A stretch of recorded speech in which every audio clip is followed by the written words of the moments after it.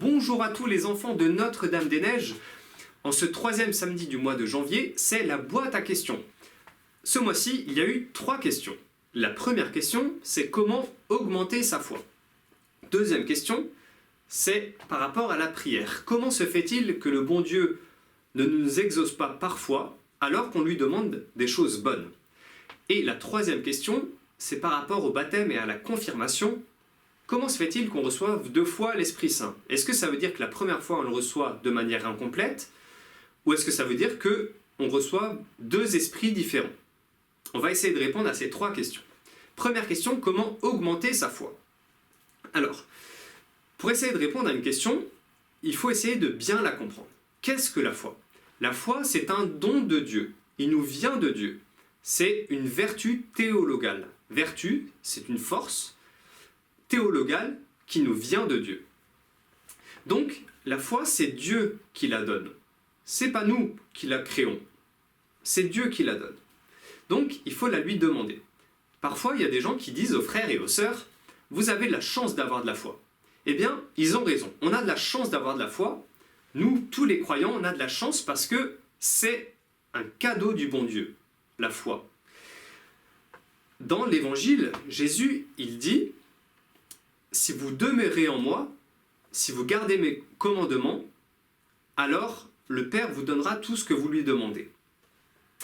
Donc, si on veut demander la foi au bon Dieu, eh bien, il faut être fidèle à ce que Jésus nous a demandé. Il faut être fidèle à Jésus. Pour être fidèle à Jésus, il faut faire ce qu'il nous a dit. Et obéir à l'Église et aimer Jésus, aimer les autres. Et comment est-ce qu'on aime Jésus? Pour aimer quelqu'un, il faut le connaître, donc il faut lui parler, il faut prier. Voilà.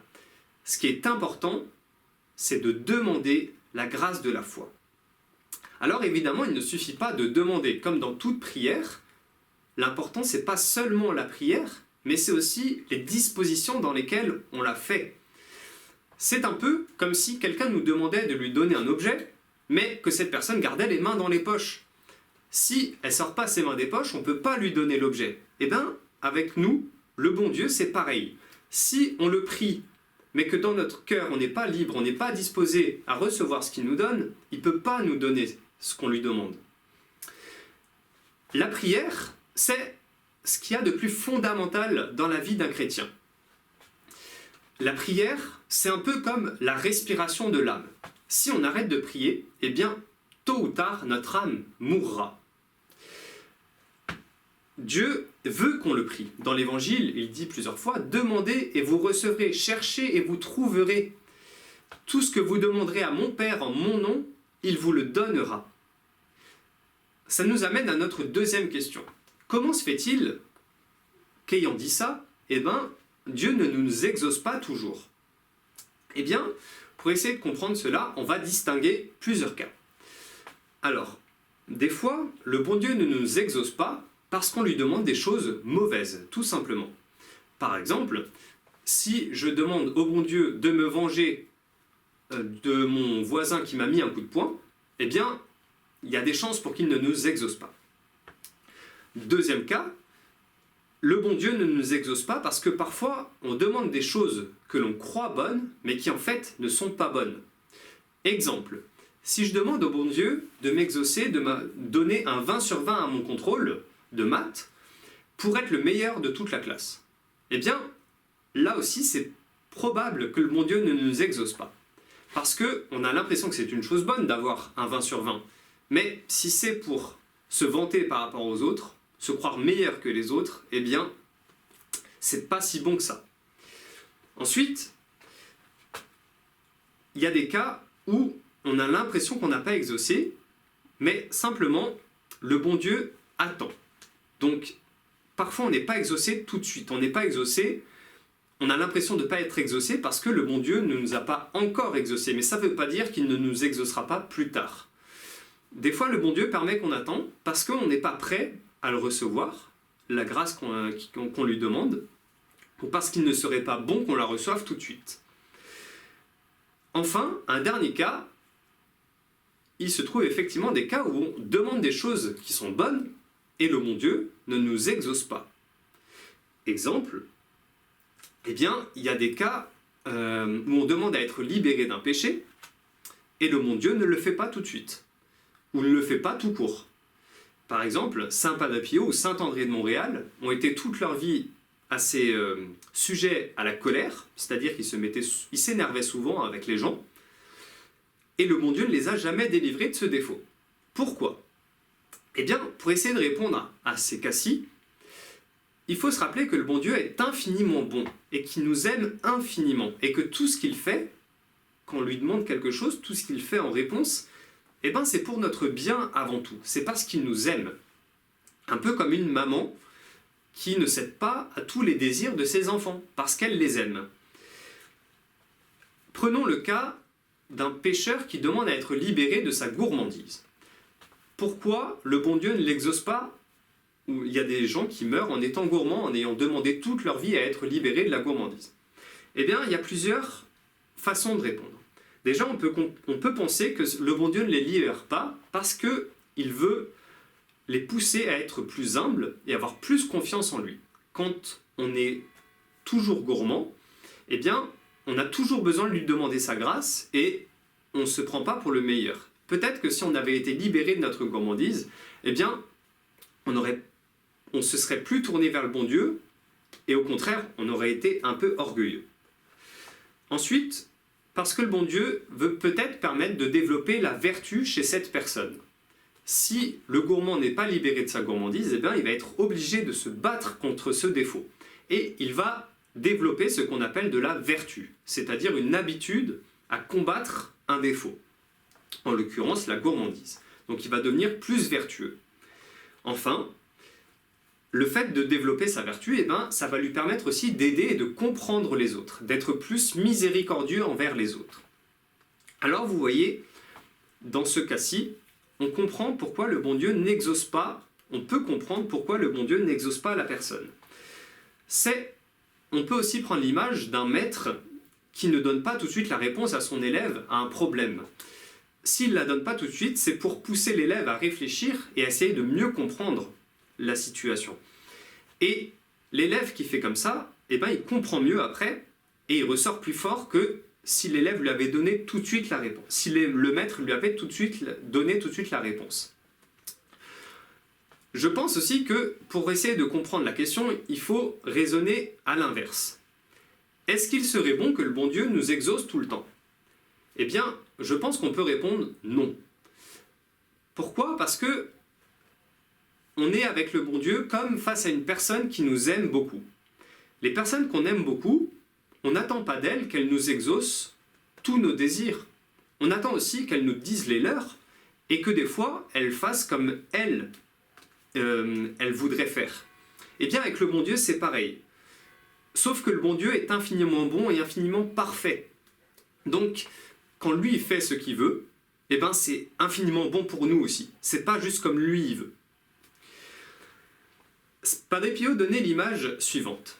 Il donnait l'image d'une maman qui est assise sur sa chaise et son petit enfant qui est à ses pieds et qui regarde les motifs qu'elle est en train de coudre sur un tissu. Le petit enfant, il voit le derrière du tissu. Donc il voit des fils qui s'entremêlent mais qui ne forment aucun motif cohérent. Par contre, la maman, elle voit le tissu de dessus, donc elle voit très bien le motif qu'elle est en train de faire et c'est joli. Avec le bon Dieu, c'est un peu pareil. Le bon Dieu, il a son plan, mais le plan, il le voit de dessus, parce qu'il nous dépasse infiniment. Il est bien plus grand que nous. Donc son plan, on ne le comprend pas, parce que nous, on est en dessous. On voit le dessous du tissu, et des fois, on a l'impression que ça n'a pas de sens. Mais, en réalité, d'après le bon Dieu, ça en a un. S'il faut rappeler quelques points par rapport à la prière, on pourrait dire ceci. D'abord, il faut garder à l'esprit aussi que le bon Dieu nous exauce plus souvent qu'on ne le croit. On a l'impression parfois qu'il ne nous exauce jamais, mais parce qu'on retient surtout ce qui est les cas où on n'a pas été exaucé. Mais si on regarde avec un peu de recul notre vie, on se rendra compte que le bon Dieu nous exauce en fait très souvent. Ensuite, il faut se rappeler aussi que s'il ne nous exauce pas, eh bien, c'est peut-être qu'on n'est pas encore assez saint. Et donc, qu'on ne lui demande pas comme il faut, ou qu'on ne lui demande pas de bonnes choses. Les saints, ce sont ceux qui sont très très proches de Dieu et donc qui font tout le temps sa volonté. Donc, ils savent lui demander les bonnes choses et ils savent comment les lui demander. Et surtout, ce qu'ils demandent au bon Dieu, eh bien après, ils ne le gardent pas pour eux. Parfois, nous, quand on reçoit des dons de Dieu, eh bien, on peut les transformer en mauvaises choses. Alors, dans ce cas-là, eh bien, le bon Dieu, il peut dire, eh bien, je ne lui donne pas parce que ce serait mauvais pour lui. Les grands saints, eh bien, on le voit par exemple dans la vie du Padre Pio, ils étaient très souvent exaucés. Padre Pio faisait des miracles, comme on dit, à l'appel. Il en faisait tout le temps. Alors, pour être plus exaucé, eh bien, il faut en premier lieu que l'on change, qu'on devienne plus saint, qu'on vive selon ce que Jésus nous a appris, qu'on vive de la vie de l'esprit. Et ça nous amène à la dernière question, la question de la différence entre le baptême et la confirmation et de l'esprit qu'on y reçoit. Est-ce qu'on reçoit un esprit différent ou est-ce qu'on ne le reçoit pas complètement au baptême? Pour répondre à cette question, il y a une image qui peut essayer de comprendre, qui peut nous permettre de comprendre. Prenons l'exemple de deux vases, un petit et un grand. Si on remplit ces deux vases d'eau, le plus petit contiendra moins d'eau que le grand, mais les deux seront pleins.